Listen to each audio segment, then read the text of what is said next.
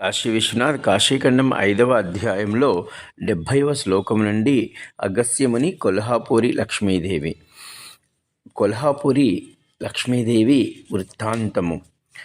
ఈ ఊరికి ఒక రాక్షసుడు కొల్హాసురుడు భయంకరమైన బాధలు పెట్టుచు లక్ష్మీదేవి కొల్హాసుర రాక్షసునితో యుద్ధం చేసి ఆ రాక్షసుని సంహరించాను.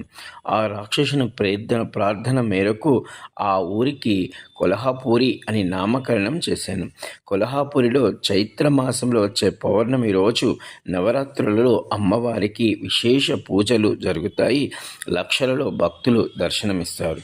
ప్రతి సంవత్సరం మార్చి 21 నుంచి సెప్టెంబర్ 21 వరకు 3 రోజుల పాటు అమ్మవారిని బంగారు సూర్యకిరణములు అభిషేకిస్తాయి. ఈ కొల్హాపూరి లక్ష్మీదేవిని అగస్త్యముని లక్ష్మీదేవిని కోరగా కొన్ని రోజులు కొల్హాపూరిలో ఉండి అక్కడ ఉన్న విశ్వేశ్వర మహాదేవుని పూజించి అక్కడే ఉన్నటువంటి మరో మణికర్ణిక కుండములో స్నానం చేసి కాశీలో ఉన్న అనుభూతిని పొందుతూ కాశీ యొక్క పరిత్యాగ బాధను మరికొంత ఉపశమను పొందినాడు కొల్హాపూరిలో లక్ష్మీదేవి సన్నిధానములో.